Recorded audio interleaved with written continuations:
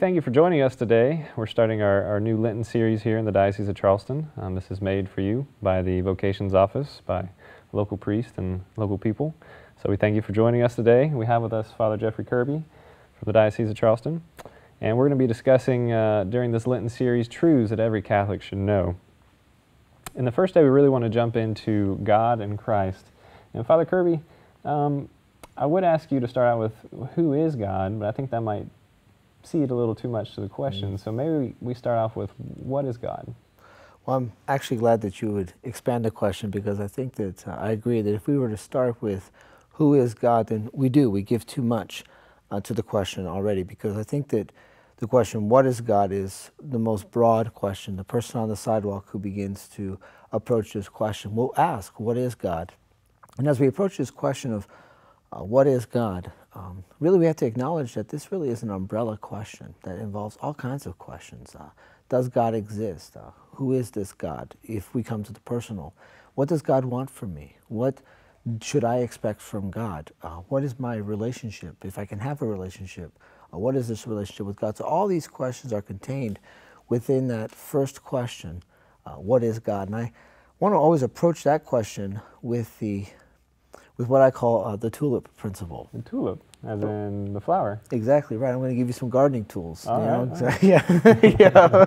No, I promise, no gardening tips here. But no, the tulip principle in the sense of trying to break down a basic truth that if I were to take someone, if I were to take you, Rhett, to an area and show you a tulip and say, look at this, here's an oak tree. You would say, well, no, it's not an oak tree, it's a tulip. But I was like, no, I really, really want it to be an oak tree. You say, no, it's a tulip. I was like, well, you can't force your view of oak trees. You would say to me, I can't force my notion of tulips on you who had this view of oak trees and so on. I really want it to be an oak tree. Well, at the end of the day, we have to say, look, regardless of your belief or regardless of what you really want it to be and so on, at the end of the day, a tulip is a tulip. It is. Exactly. And I think just that initial acknowledgement that this is a tulip, it's not an oak tree, is a summary of this tulip principle, which I think can be helpful in answering other questions. Huh. So kind of the idea of comparing God to a tulip. So how do we apply this to our everyday lives? We say, how does a normal person? Because there's, especially nowadays, this idea of this abstract spirituality, or this abstract idea of what God is, or God is who or what I want Him to be. God will understand me. So how do we apply this principle to the spirituality of the day? Exactly, and sometimes I think that obviously choosing a tulip will hopefully inspire some curiosity, especially if we're going to apply this tulip principle to God. And I think the questions you're asking are summarized in this, that what we mean by this tulip principle, what I mean is that God is real, that He is real, that He has a true identity, a perfect identity. He has entered history. We have historical accounts of God's involvement in human history. So God is not, at the end of the day, what I want Him to be. Well, I really want God to be 4 persons in the Trinity. Or, well, I guess we couldn't call it the Trinity anymore, right? Yeah, right.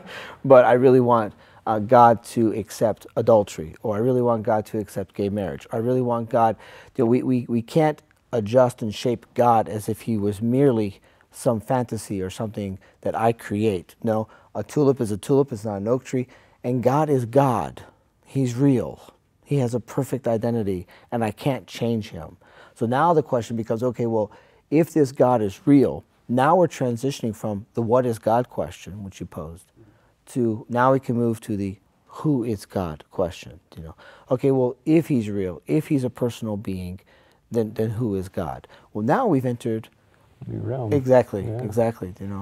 So in this question of who is God, how do we know these? If He's a real being, a real person, the attributes or characteristics? Are there natural ways for us to come to know about God? And past civilizations and religions, everybody has. They seem to their simple commonalities, or things that they have in common and beliefs about God. Is there, what are those attributes, and are there ways we see that differently as Christians? Well, I think that certainly there is much that we can know about God, but the first truth we have to begin with, which can be very humbling and difficult for many of us as fallen human beings, and I think specifically perhaps as Westerners with certain philosophies we've accepted in our culture, the first truth we have to acknowledge is that we can't ourselves find any truths about God. That we cannot force God to tell us. We cannot climb the ladder to God. We cannot of ourselves find these truths of God. Why is that?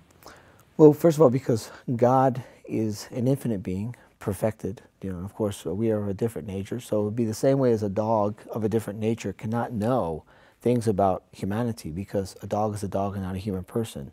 Here we see that we can know things about the divine nature, about God, because God has revealed certain things to us. First, as you were mentioning, He's given us natural powers that are a part of our human nature that other natures do not possess. So, for example, a dog does not have the power to reason and will. It can be trained, it can have affection, but it cannot have the love which empowers it to love, will which empowers it to love, and it cannot have an intellect, to reason. It does not have an intellect to reason. We have these natural powers which help us to discern in the natural order certain things about God, that He exists, that He's the creator or redeemer, that He exists, that He's the creator, that He is the designer, if we want to say, a maker, that He's omniscient, all powerful, that He keeps the world together. These are natural truths. We used to call this a natural religion, in the sense of it's something that any person of goodwill could discern through the natural powers. But that only leads us, and any truth that we can find in this natural religion begs for further knowledge of God. And now we get beyond natural religion, which is still a grace of God, but now we get to revealed religion, which are things that God reveals to us that we could never even reason ourselves to. For example, that God is the Trinity, that there are three persons in God, that God would come as a man in order to redeem humanity in our fallenness. These are truths that God would specifically have to reveal to us. And these are, we would say this started, we say with Israel, or this revealing of God of Himself to His people. When did this start? When was that change from this natural religion to? Well, I think we definitely have to look at salvation history if we're going to pursue this question of who is God, how can I come to know Him. Certainly natural religion began in the Garden of Eden. This is how God would have been known to Adam and Eve. And then we could say, properly understood, that there was a progression of revelation in the course of time. So definitely, as you mentioned, Rhett, Israel was privileged in the revelation that God gave to Israel and to her children. So for example, God revealed His name to Jacob. God would reveal His commandments to Moses. God would create covenants with the different leaders of Israel through the course of time. And all of this was a further disclosure, a further sharing, or unveiling, just this giving by God of His own knowledge of Himself to humanity. And this, in the course of time, was given. And of course, we would say that the fullness of that came when God Himself became a man in Jesus Christ. So yes, definitely we see this development and further intimacy given by God to humanity. To humanity.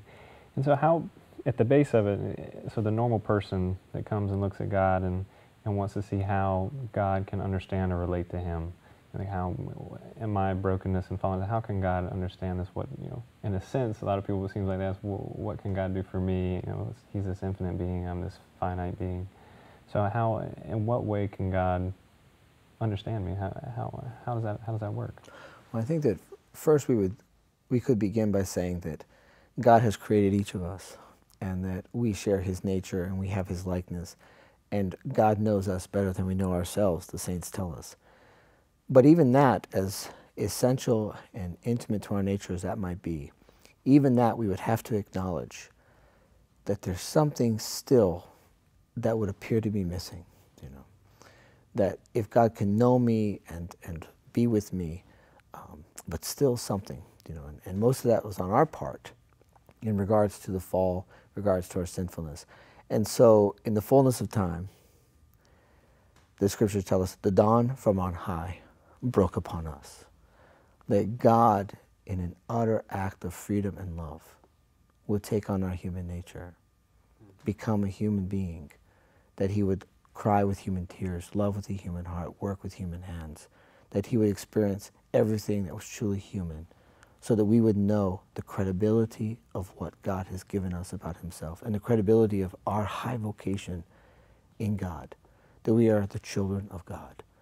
And Jesus Christ, God become man, is the manifestation in all its fullness of all the truths of the Scriptures, that God desires us to be with him, that God understands us, that God understands our sorrow and our suffering and our pain, our joys, our triumphs, our successes, that God is with us. He has pitched his tent among us, St. John tells us. Wow, that's powerful. Yeah, that's powerful. And hopefully inspiring, and right? I mean, that's right, the heart of our faith, you know? Yeah, and that's the heart and that's the summit of our faith, you know, this, Christ, that God made man, you know, this Emmanuel for us.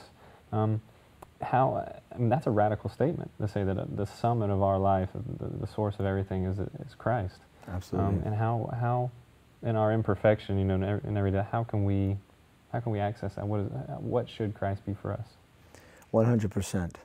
Let me just say that because in our society, which can be so hesitant to make commitment, in our own hearts, which can be so quick in making reservations, let me just say 100%. And I want to say that to every Christian, to myself. I want to say it to all our viewers in this series, you know, that it is 100%. God in Christ calls us to give 100%. If we're going to answer that question, we have to realize that the call that Jesus Christ offers to us, the call of the gospel, is a radical call, as you were saying. It's a radical call. And that radical call can only be lived by a radical way of life. That I completely will die to myself in order to live for Christ. That I will forgive when I don't want to forgive. I will be patient when I want to manifest anger. I will look for the good even when all I want to really see is the bad. Do you know that it is God alone in Jesus Christ that brings light from darkness, healing from brokenness, can bring grace from sin. That is the power, that these sins have no power over us. Sin does not define us. Darkness does not have the last word. And it's precisely that hope which can only be given when we realize that we are loved. When we acknowledge that we have given 100%, our whole lives, our sexuality, our vote, our money, our forgiveness, our virtue, our family, our marriage, our ministry, when we have surrendered everything to God 100%, then the glory of God can be manifested in us, with us, and through us. And it's only when we give 100%. You want to kill the gospel message, compromise it. Because the gospel makes no sense compromised. Hold 2% back. I give God everything, but I'm going to hold this 2%. I give God everything, but I'm going to hold this 8%. I'm going to look at other deities. I'm going to read astrology. I'm going to, pray these other prayer forms outside of the Christian faith. I'm going to, look at these other holy writings. I'm going to, my bedroom's my bedroom, or the way I vote in the ballot boxes is between me and my citizenship, and so on. When we hold that percentage, whatever it might be, we compromise the radical message of the gospel. It has no power. It has no power. We have totally held it out. The gospel has never been tried and found wanting. But from the time of Jesus Christ, it has always been wanted to be tried. And to those who are bold enough to give 100%, and it's difficult. It's difficult. And how do we make that, for example, a father who's lost his job in Aiken, South Carolina, or a Clemson student who's struggling with virtue, or a married couple in Charleston who's struggling with their marriage, and it just, we know that sometimes it's really hard, or sometimes I feel like it's impossible to give that 100%. What is Christ for us in that moment? How does it work if we feel like we can only give 90%? What can Christ do for us in that moment? I think the greatest thing that Christ can do to us is, as the saints tell us, that God loves us so much that he not only made himself home, but he made himself the way home. And so even as we desire to give 100%, we realize even our ability to give 100% is itself a grace of God. And to those of us who try, Lord, I believe, help my unbelief, the prayers of the Gospels, who try in the midst of sinfulness and brokenness and reservation and boundaries and all these things that we can do with trying to separate ourselves from God, trying to hold an aspect of ourselves, In the midst of that, we can turn to Christ, who is our only hope. To those who attempt to the best of their ability to give God 100%, God will manifest a great work in them, with them, and through them. We see it in the lives of the saints. All of our contemporary saints, from Padre Pio to Blessed Teresa of Calcutta, to St. Faustina, to Josemaria Escrivá, to Pope John Paul II, all of the saints of our modern era tell us one thing: God is so desperate that he will make anyone a great saint. Because there are so many people who want to tell God what to do. There are so many people who reverse the prayer of the Scriptures. Listen, Lord, your servant is speaking, that God cannot work. God cannot work in proud hearts. God cannot work in closed hearts. Grace sits outside that door waiting for one little crack, you know, because while we struggle to give 100%, isn't it consoling in Jesus Christ, Rhett, to answer your question, that in Jesus Christ, God always gives 100%.